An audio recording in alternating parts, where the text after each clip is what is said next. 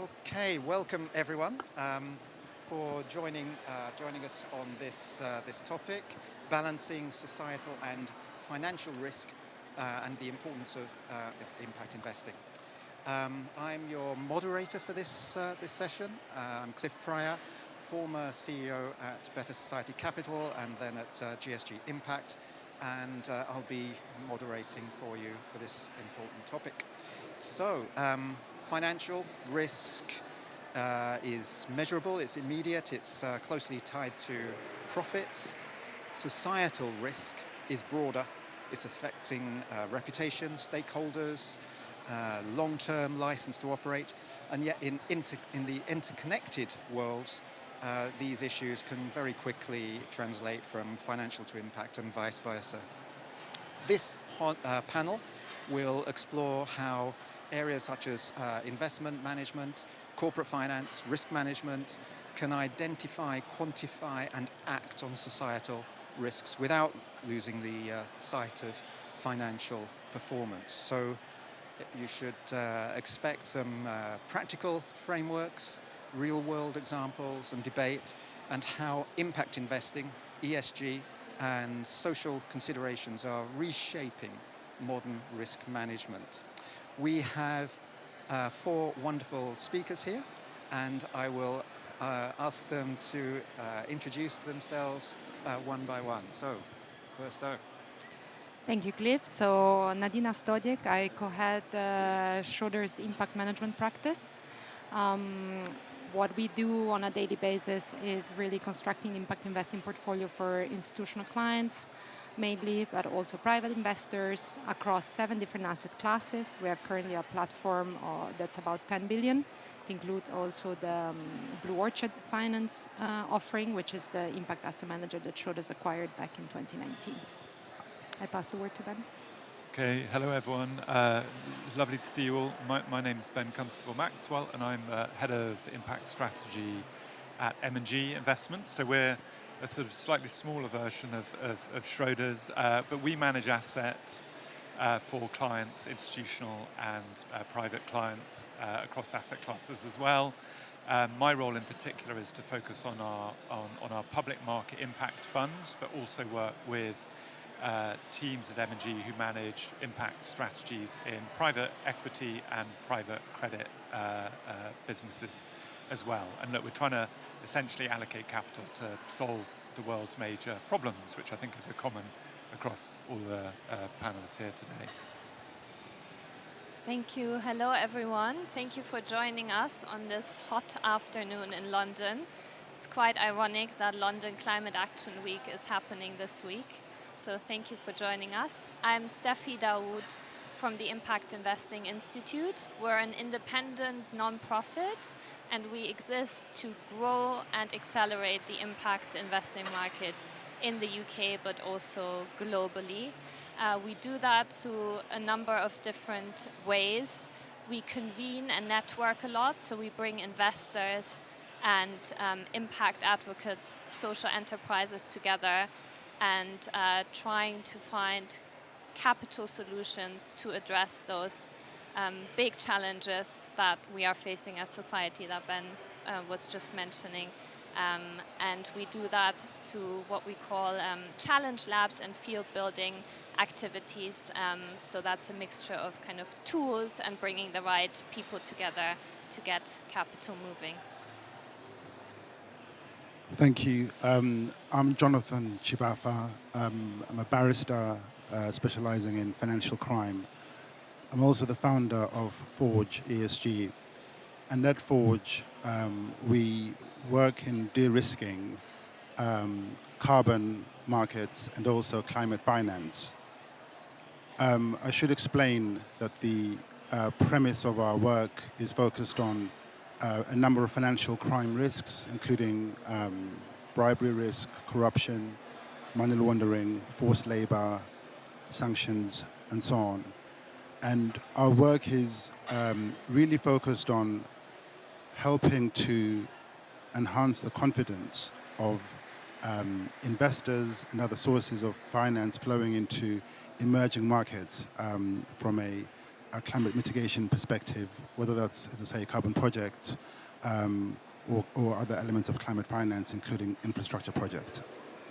Thank you very much, all of you. And perhaps to start us off, let's have a look at the trade-off between impact and returns. Or is there actually a trade-off?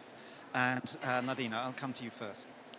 So I'll try to spice up a bit the conversation so that everybody gives the attention. So at Schroders, this is, I think, the elephant in the room for everybody who plays a role in the impact investing industry. We constantly face this as a question, basically, from our investors. Are we facing a trade-off? Do we have to forego financial return if we want to pursue impact investing? So Schroders' stance in that regard is that that is not the case.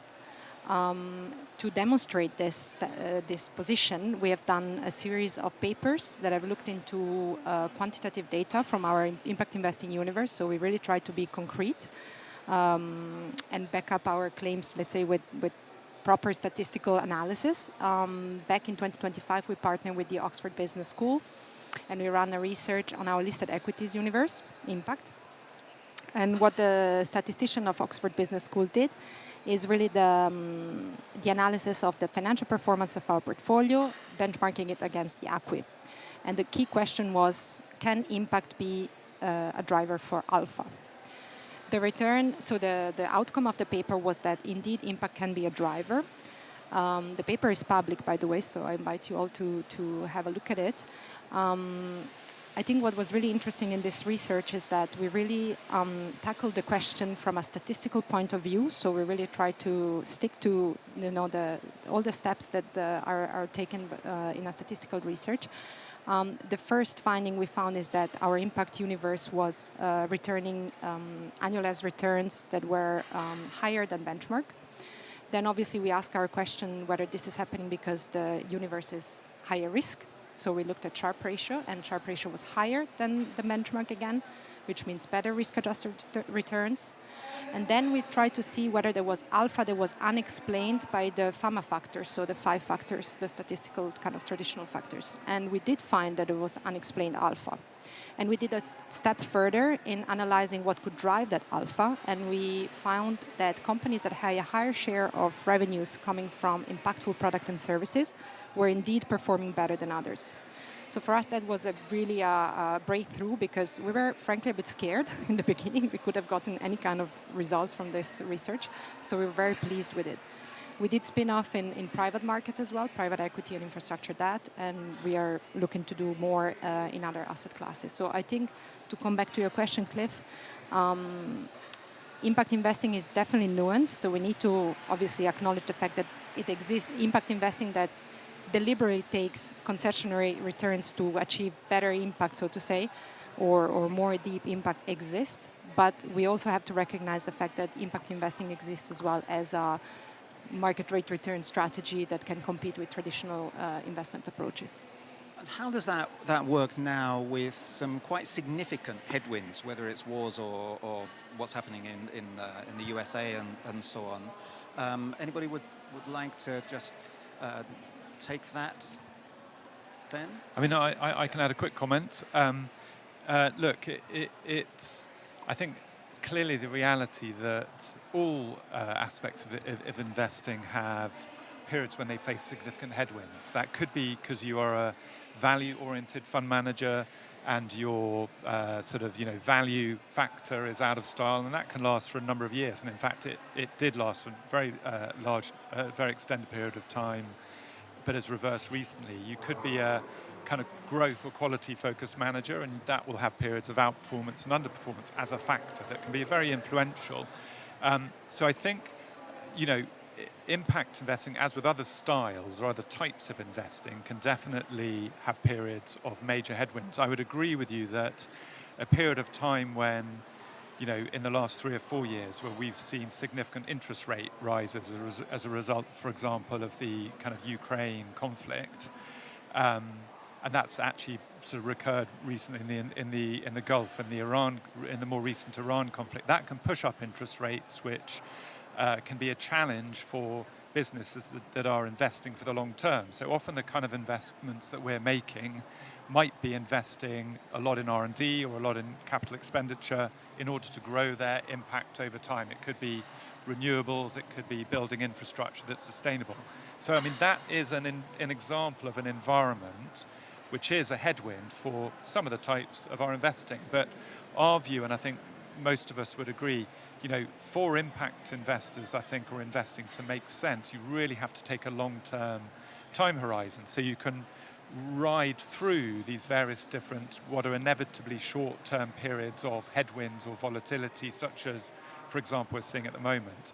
And I think our view would be that if you take that long-term perspective, invest in great businesses that are also solving the world's big problems, that is an approach that has long-term tailwinds behind it and can ride through these shorter-term challenging environments.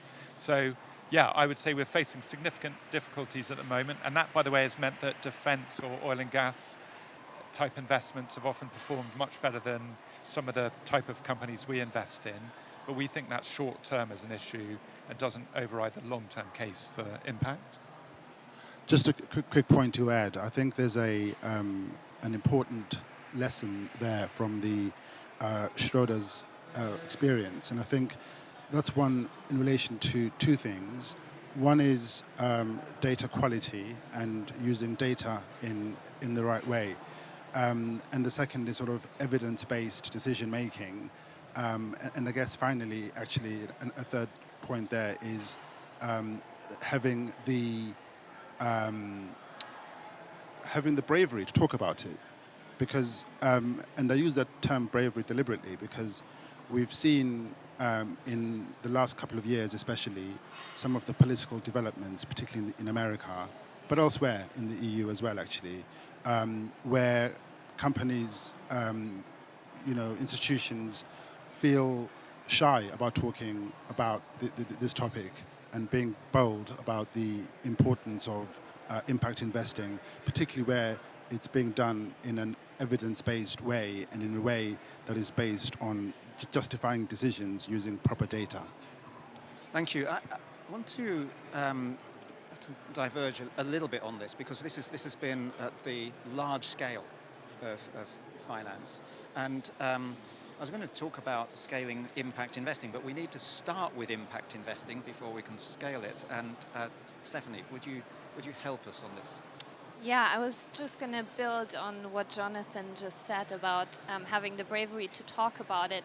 And I would like to make the distinction between language and capital flows and rhetoric, and especially rhetoric that we've seen in the political space, and then how the capital flows. And we've just been presented with the evidence. I'm not an asset manager, but I know a thing or two about communicating and engaging with investors. And if we take the US as an example, we at the Impact Investing Institute did quite a lot of work on investment narratives. How are investment narratives shaped? How do the perceptions about the purpose of investing shape the flow of capital? And this was all happening at the backdrop of what is often called the ESG backlash in the US, woke capitalism. But I just want to give you one example that I prepared for today. Just before we go to that, yeah. ESG, expand. Yes. I'm not sure I'm the right person to give a really tight definition. But ESG is environmental, social, and governance. I mean, it's essentially this is my personal opinion, 3 words thrown together and somehow ended up in the investment landscape to determine decision making. And I'm not sure it's been always particularly useful, but again, I'm not an asset manager, so other people here can talk better to that. But I just wanted to highlight this distinction between language and capital flows. I wanted to give you an example from Texas, which I'm sure if you think about Texas now, you probably think conservative state, Republican-run state. There was something called the anti-ESG law introduced in Texas in 2021, and it essentially said that investors couldn't invest in so-called ESG. They couldn't invest in line with fighting climate change. So there were basically it was a legislative attempt to push back on what was called woke capitalism. Now, as a result, 5 of the biggest underwriters for insurances in Texas left the market immediately, which resulted in higher costs, mainly for taxpayers and pension members. As a result, I think I'm going to read this because I don't want to get it wrong. In 2024, the American Sustainable Business Council sued against the law. And I think in February of this year, a judge appointed by Trump struck the law down. So this is an example just to show you when politics takes an ideology-first approach, it can often have unintended consequences. And when it works its way through the legal system, it's interesting to see the outcome of that. So this is just one example to show that distinction between language and rhetoric and attempts to fuel that in the legal system and actual capital flows. Really extraordinary situation, isn't it? Ben, I was going to come back to you, but you've probably got something further on that. But I think we should have a look at how we can scaling impact for investing. But you may have something first there. Yeah, maybe I'll bring the two in. And it was really a continuation of Stephanie's point on language and kind of narrative. And there's a big debate in the sustainable and impact investing world at the moment about how do we, and it goes to the question of scaling, I think, Cliff, how do we better articulate what we're doing with our clients' capital, how we're managing sustainability and investment risks, and how we're driving long-term positive impacts through our investments and through what we do as teams and investing, so as investors. So I think the ESG language is, I think, a really great example of something that never really captured the public attention. Even practitioners within the sustainable investing industry or impact industry never really agreed on exactly what it meant or why it was created or whether it made sense. And actually, really, we're talking about either managing risks in our portfolios. Those risks aren't necessarily financial risks, they might be non-financial risks. Climate change is a really good example of a non-financial risk that has real, frankly, financial impact, and we're beginning to see that ever more clearly in industry, in finance, in the real world. But so ESG didn't really work as a descriptor, and I think you could say impact is still a bit unclear. I think we need to shift the language to talking about, what are we doing with our clients' capital to drive positive change? Are we helping to build resilience in our society or economic system? Are we supporting greater equality or greater inclusion? Are we helping to build infrastructure that's going to last for hundreds or decades and is not going to contribute to negative social or environmental outcomes? So I think being more specific about what our capital is doing and how it's tackling problems is really important.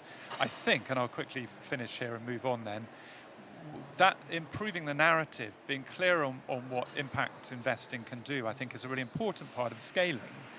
Now, it's not the only mechanism that's needed, but I think if we're clear on what impact and sustainable investing can achieve, it's more likely to bring in capital to support it.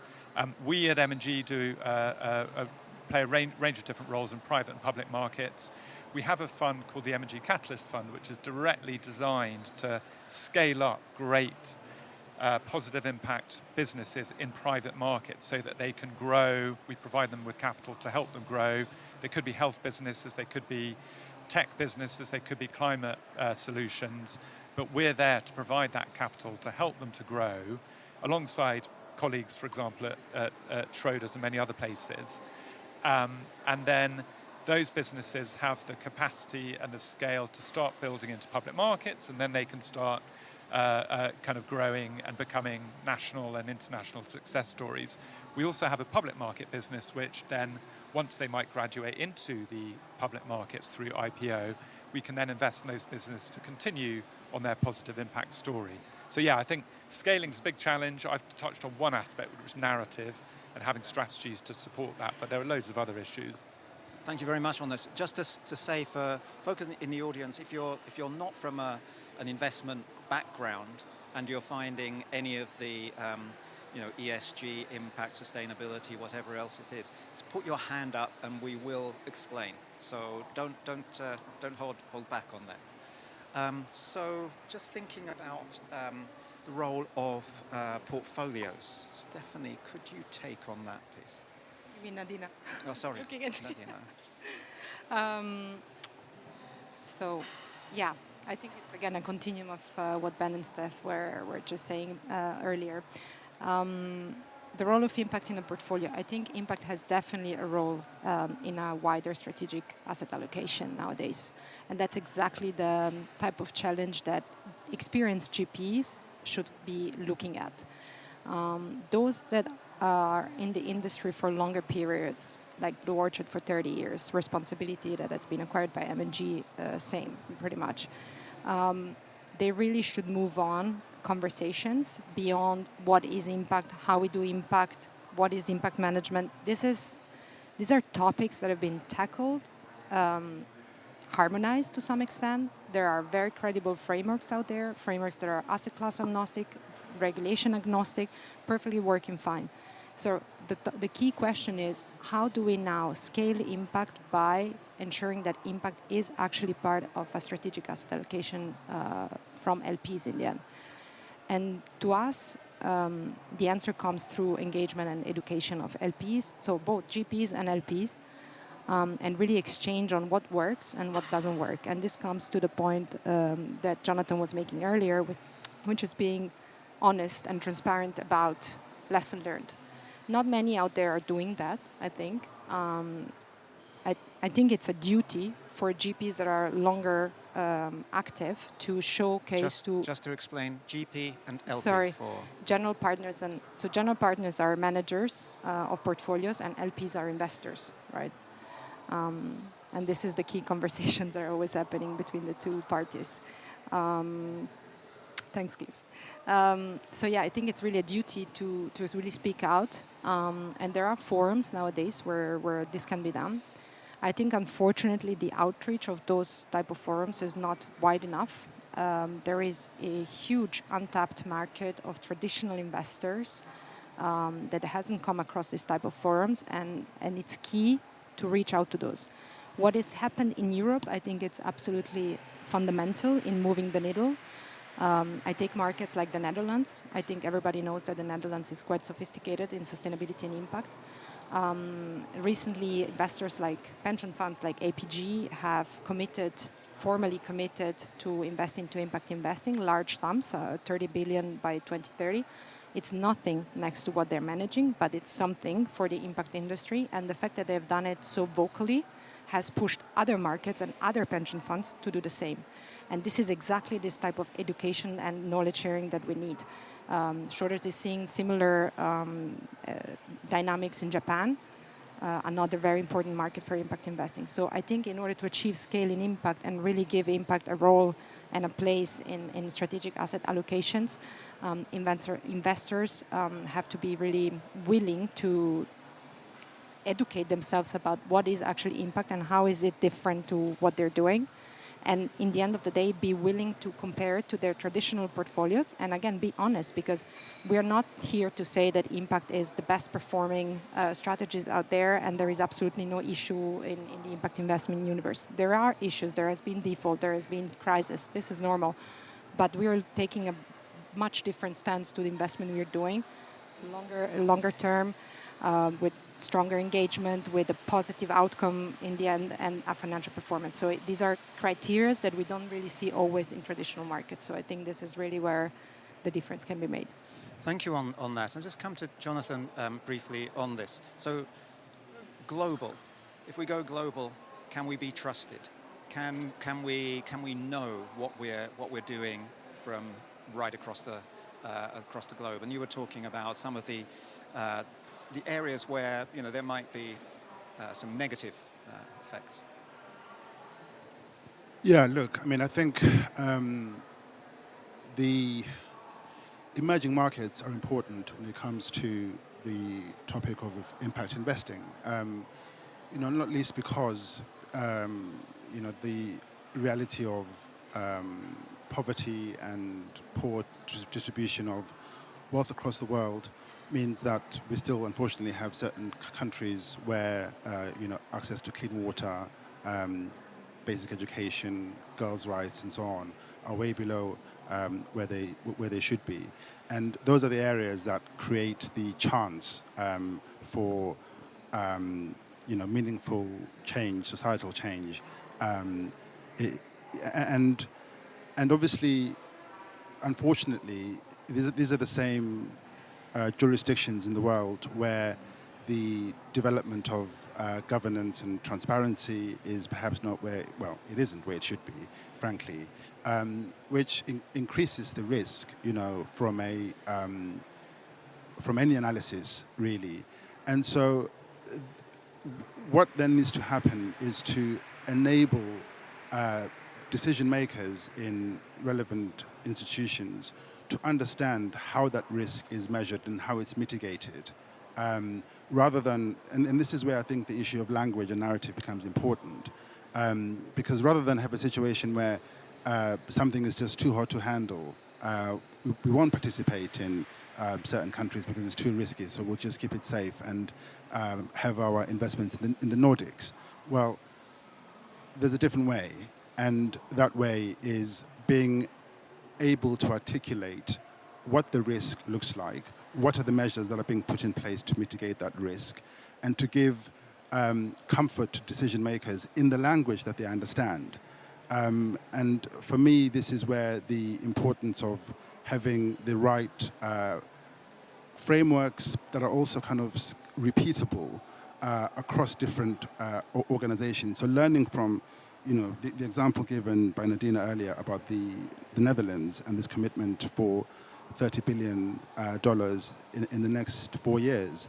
Okay, as she said, not a huge amount of money compared to what they manage, but quite a lot actually in terms of that being a fillip and a sort of signal to the rest of the market that these things can be done, and they can be done in a way that is safe and consistent with the risk appetite of a normal kind of institution as such. Because what we don't want to have is a situation where impact investing is left for a particular segment of the market that either specializes in that or has a different risk appetite, or it's left to development finance, for example.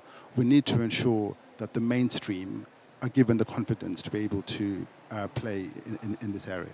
Thank you. I think that's really important piece. Now we've had a bit of discussion about narrative and language already. I think we need to get into the depths of that, and particularly, how we can overcome the rather contorted language that we've had over the last few years into something that can be opened up much more widely. Stephanie. Thank you, Cliff. At the Impact Investing Institute, we did a piece of research together with Ipsos UK, where we wanted to understand the level of understanding among investment professionals around impact investing, sustainability more broadly, ESG. And we deliberately framed the research questions a little bit philosophical. So we asked around 500 investment professionals from the impact world, sustainability, but also so-called mainstream investors about the purpose of investing. Why are you actually doing that? What is the purpose of capital flowing to certain parts of the world or certain asset classes or projects? Now, it sounds philosophical, but it is actually quite important if we're talking about opening up the language and enabling more people that are currently not part of the impact investing world to step into our world. There were a few interesting findings. Number one, most people are really confused about what we're talking about. impact investing, ESG, sustainability. Not sure what the difference is. Also, I don't really have time to dive into the details. So that was a really important learning, because that, again, coming back to language, is a task for us to simplify where possible. And I'm not saying simplify in terms of we should change the way we do impact investing and, don't be as accountable and measurable as we should be, but simplifying in terms of opening a conversation with the target audience's first kind of topics in mind. So any CIO in the City of London today, I'm pretty sure will be able to talk about energy security, right?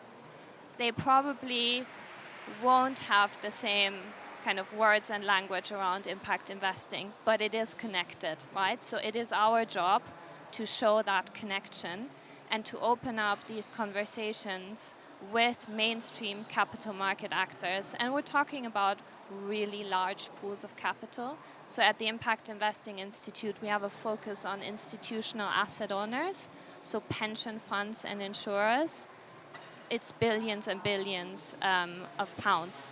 So really, if we can make all of this, what we're doing, more accessible, and talk about, coming back to what my fellow panelists were saying earlier, resilient portfolios, long-term systemic risks, because capital flows in the real world. And we're all seeing the implications of political decision, economic decisions, and it's really important to come back to the impact of that capital in the real world context. And evidence, such I had the Schroeder's report on my notes as well, is so important. And then it's also about opening up those conversations. And just one more finding before I finish on the evidence bit. Pension funds and insurers in our survey reported the biggest client demand on sustainability and impact. So they said our members and our clients want to see this. They also reported the lowest confidence in-house to address these demands. So that, again, is a task for us to help those asset owners to really start moving the capital where we think it needs to go. Thank you. So we want to move the capital.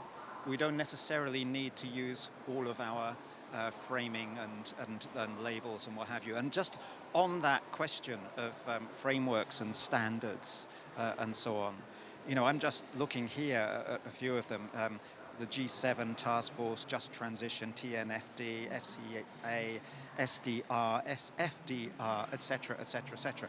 Are these standards useful?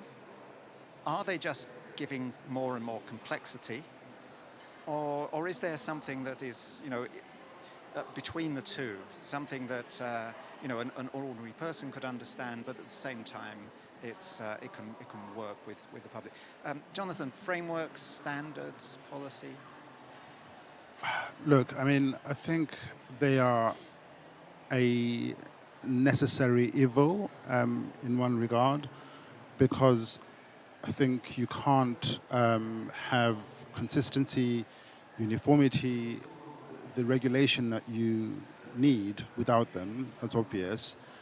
I'm afraid when it comes to the UK in particular, the decision to leave the EU hasn't helped us in that regard, which is frankly the opposite of what some of these people who are advocating for leaving promised.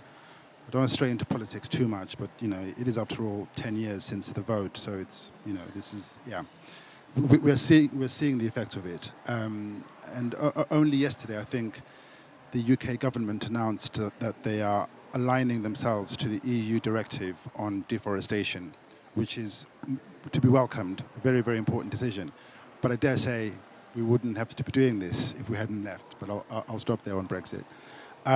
So I think a necessary evil, yes, but there's always room for simplification. There's always room for looking at where you can achieve efficiencies in terms of the regulations, and so if one or two can do, then you don't need five. So yes, I think room for improvement, absolutely, but I don't think we're in a position to say we don't need them or they are somehow obsolete. Many thanks on this. Other comments on that? I just maybe wanted to add one comment. The beauty of impact investing, and maybe the curse of it, is the fact that impact investing is not an asset class or an investment product, is an investment approach. And this approach can go across virtually anything pretty much today.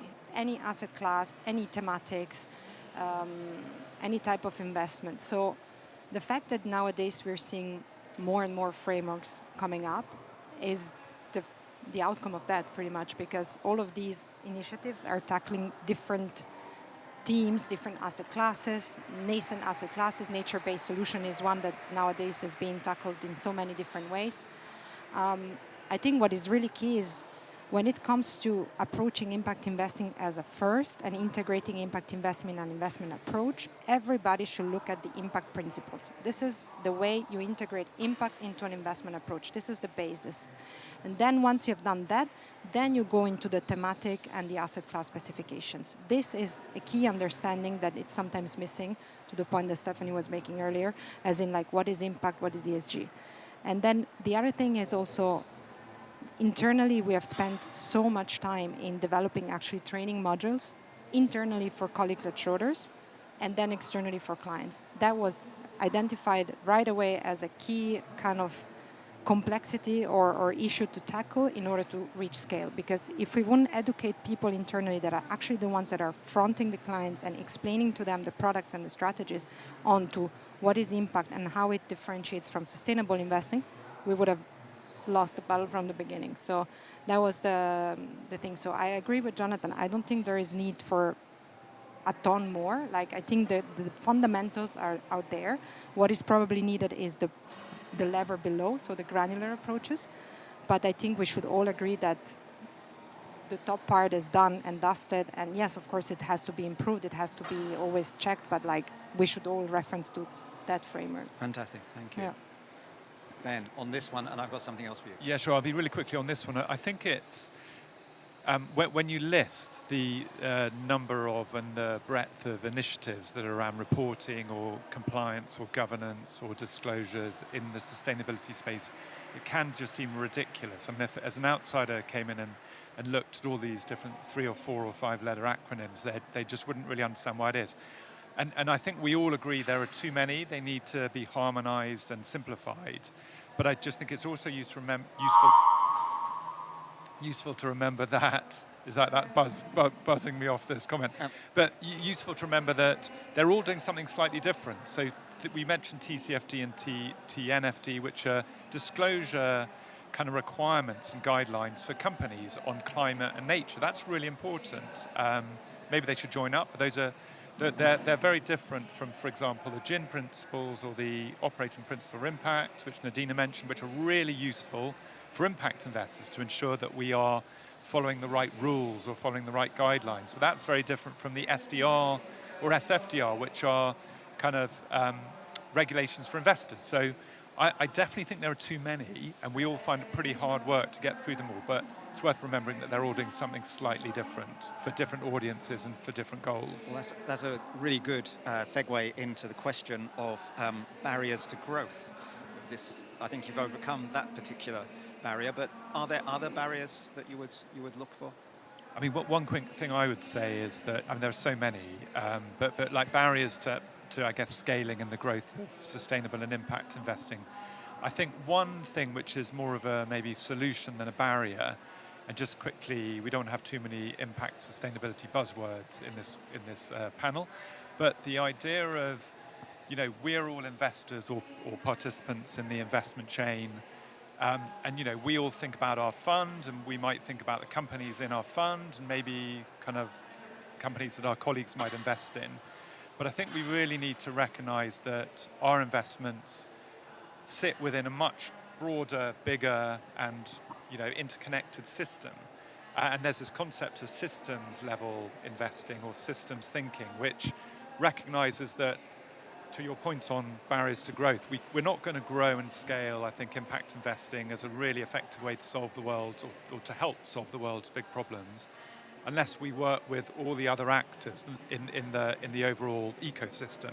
That could be politicians, it could be regulators, it could be the consumer kind of public, it could be our peers and networks that bring kind of the different groups of investors together. So I think stepping away from our individual fund or the individual companies we invest in and then broadening our perspective to what's the big picture systemic problem and how can we be more tactical and targeted in tackling the problem as an entirety.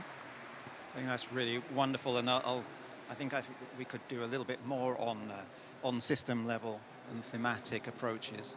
But just before we go for that, in just a couple of minutes, I'll be asking your questions, what your questions are for us. So be thinking about that right now. But I think we should say a little bit more on the systemic approach. Sorry, the systemic approach. You're not. Okay. Technology is a barrier.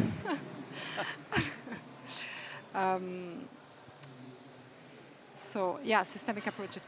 Well, I think I've said a lot. I mean, maybe I want to give the word to somebody else. I talked a lot about. I can speak a little bit about the UK landscape, perhaps in some. I mean, it's not the best week to talk about UK politics, so I'll tread very carefully here. But we've seen actually really, really encouraging movements in the UK policy space in the last year or so, where we actually now have an office for the impact economy. We also have an office for investment in the UK, and both of those government entities are working really, really hard to champion impact investing within government and within the departments like the Treasury, which are obviously immensely important in moving capital and encouraging capital to flow in the right direction. So it's on the government's agenda. There are actual entities and people looking to champion this internally. And I think, one of the things that we do at the Impact Investing Institute is bringing different actors in the field together and making sure that there is a conversation. It often starts with the barriers, and we mentioned a few, but then we also love to talk about solutions. What is the one policy lever that would really enable you as an investor, for example, to move more capital in the right direction? What are some of the incentive structures that need to change? So this all kind of points to the wider systemic thinking behind this, because the reality is also, coming back to the UK and some of the carefully worded criticism, is that when it comes to scaling, we have a problem. When we look at the startup environment in the UK, great, lots of great ideas. Where do people go to scale? Still the US. And again, just encouraging that kind of distinction between language and political rhetoric and capital flows. The capital is still flowing on that side of the pond. And also, somebody told me this week, who's based in the US, I think, I don't want to get this wrong, but over 85% of legislation in the US is actually state level. So a lot of the noise we hear is not really affecting action in states like California that has, others can talk more about examples here, but has really, really impressive capital flows towards some of these topics we were talking about. Fantastic. Thank you very much indeed. Now, we do want some questions from yourselves there. It's quite tricky for us to see any hands going up because there's a huge light there. You're nodding at. Oh, yes, there is somebody. Hello there, please.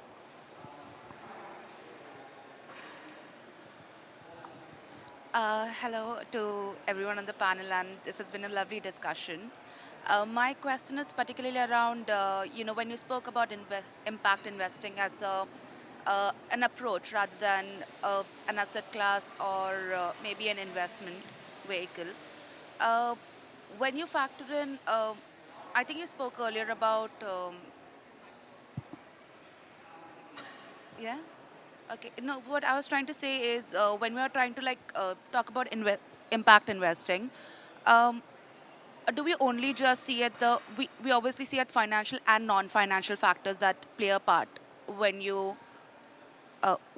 when you say, you see a reward in reward or a risk. So I just wanted to know that how do the non-financial factors get priced in, and how quickly are they, incorporated in the market like we see for traditional investments? I hope I got the question right. Yeah. It's a great question, actually. The pricing of impact. So I think the evolution of the industry has come to a point where impact structures, impact funds, are priced very similar to mainstream funds. There is not so much, there is funds that have an impact premium, of course, where the investors pays more to access the impact opportunities. But especially in the listed space, I don't know, Ben, what's your experience, but we don't see much difference for impact strategies versus other type of strategies in terms of pricing. Now, where the non-financial come to answer that part of the question, at least what we do at Schroders is the investment universe in impact investing is constructed in a different way to mainstream. It's constructed bottom up. It means that you analyze transactions as you find them in the market. You don't go to a benchmark and you say I'm going to take that part of the benchmark systematically top down. You have it bottom up. So that requires more effort in finding the transactions and performing the due diligence. And this is valid in listed and in private markets. We run an assessment at the baseline time, which is the time when the transactions enter the portfolio, and this sets the first kind of impact metrics or KPIs that we're going to track over time. And the key part of an impact investor is that you stick to that. You have to monitor and you have to account for that impact over the lifetime of the investment. It's not something you do at time of investment and then you forget about it. It's something you do over time. And this is how you account for the non-financial part. And obviously, if you do it with rigor, then both the non-financial and the financial could be a reason to exit a transaction. As in, if you don't perform from an impact perspective, it should be equally important than when you have a bad financial performance. And this is what happens in the kind of more rigorous asset managers. A very thorough answer. Thank you. Please. Yep, lady here. Hi, I actually have a question for Stephanie. You mentioned quite a bit about the Impact Investing Institute's work engaging with asset owners, and I'm really curious to know, given the panels mentioned where interest has been strongest, such as Netherlands and Japan, what is the feedback you're getting from skeptics in particular on the asset owner side? Is it just a question of financial returns, or have you heard of any other issues? Really, really good question. I think the main feedback is silence from those who are skeptical. So I think the first barrier to engagement is actually opening the door to the conversation. Because if I go back to the learnings and insights from the research we've done, it's actually that, imagine a door, and that door is currently closed. We're kind of shouting outside that door, and we're getting really frustrated that nobody's opening the door.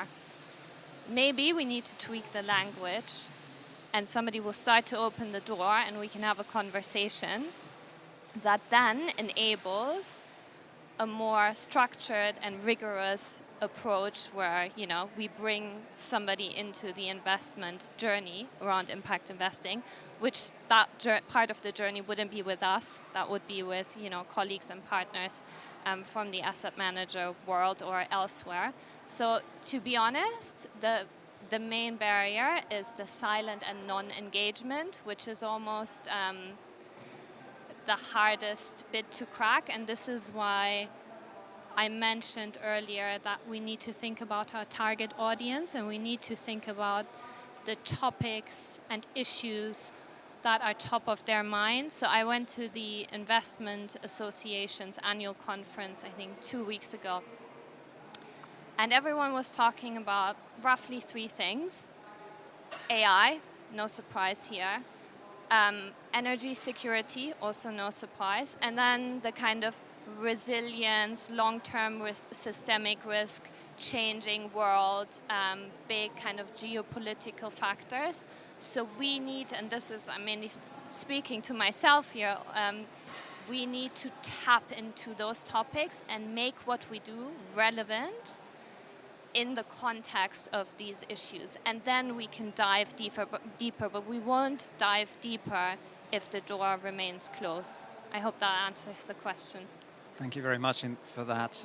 Thank you. I think there was a gentleman down here. Thank you.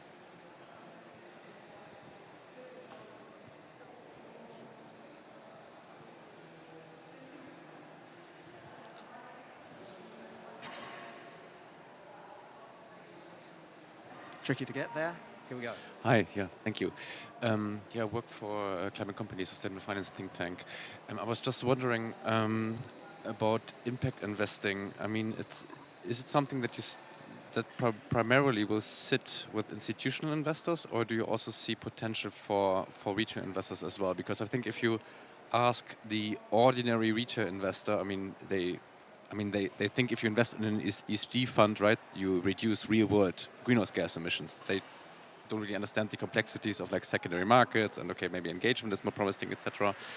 There was formerly the 2 Degrees Investing Initiative. They ran like a larger horizon research project on better understanding retail investors' preferences, and they found that approximately 75% of retail investors want value alignment and or impact, but only 20% of them actually hold a sustainable financial product. So that is like there's a large attitude behavior gap, which is potentially an untapped potential. So I don't know, any thoughts on how we could tap into that potential? Yeah, there's a couple of things, and I'll be brief and maybe just mention 2. One is I think that we absolutely see the retail market as central to our kind of reason for existing in many ways, and when we've designed our let's say sustainable and impact investing products, we've absolutely designed them with the kind of the individual investor in mind. We also, a lot of the regulation in the UK that we touched on, SDR for example, is very much focused on transparency and improving the understanding of what we do to the retail individual customer. But I think then obviously the issue is about how for us to be clear and transparent, guided by the regulation as to what our fund can achieve and what it can't achieve. And I completely agree. If it's an ESG fund, we should be very clear about what that is doing. It's managing risks, non-financial as well as financial risks, but primarily with a financial outcome in mind. Impact funds are designed around achieving a real-world sustainability outcome. And there is one other extra piece, which is just often impact investing is grown up in and inhabited private markets, which tend to be less accessible to the individual investor and more designed for institutional investors. But we think you can provide positive impact, design and provide positive impact, real-world outcome supporting funds that are available, should be available to both institutional and individual investors. I think the volume of capital is definitely coming from the institutional marketplace at the moment. I think we've got a job to make sure that it isn't just an institutional story, but we can support good outcomes for values-aligned individual investors who want to see their money doing good as well as doing well. Absolutely. And just before speak there, just be minded that I'm going to ask each of you to have a one-liner just to finish. Can I just make a really quick build? Because again, this is something I heard recently. I think the Investment Association, I'm not here as their PR person today, but it did come up at the conference, just launched a campaign around retail investing. This is all happening in the context that in this country, the first line problem is that retail investors are actually not investing. So this is where the whole discussion around ISAs, cash ISAs, and the kind of yearly allowance comes in, because actually there's a lot of work being done to encourage retail investors to simply start investing rather than sitting on cash. So I just thought that might be worth mentioning. And one small one, there are success stories for retail investors. The largest Blue Orchard fund is a retail fund, actually. It's $3 billion fund investing in impact investing in microfinance, financial inclusion for 25 years now. So there are success stories out there. There is still needs for education in general. Yeah. And of course, there's a lot of difference across worlds. If we went to Singapore, we would be talking about family offices, and it would look all very different, but very big. Do we have any further? Yes, we've got one more. If we can make it a quick question, please. Hi, just curious about your thoughts on labeled debt and impact investing. I think they're kind of contentious sometimes. Think of like a company like I said, no, E&I issues a sustainability-linked bond, but then they're doing exploratory work in North Africa. So how do you kind of marry the two? I mean, maybe not just sustainability-linked debt, but the larger labeled debt market, so to speak. Thanks. Sure, Nadina, I can take it. please. We have a fixed income impact portfolio. I think label bonds are a great story in impact if done well. Actually, it's one of the most sophisticated ones from an impact performance perspective because they have the allocation reports and there is a systematic way of tracking impact performance. There are platforms nowadays where you can go and literally is a Bloomberg for impact metrics. So I think that gives it a lot of credibility. It's earmarked capital. So again, a lot of accountability and credibility and traceability that you don't get to with general bonds or listed equities. Sustainability-linked bond are a different story. I think there it's a bit more, it's requiring more engagement indeed, and again, a bit more. On our side, what we have done is whenever we get an allocation to sustainability-linked bond, we make sure that the impact KPI that is selected is actually credible and not just something that is put there to get to the final outcome. So I think engagement is there what really plays a key role. Thank you very much indeed. And I think we're just about to, do we have a, sorry. Please, we can only take one further.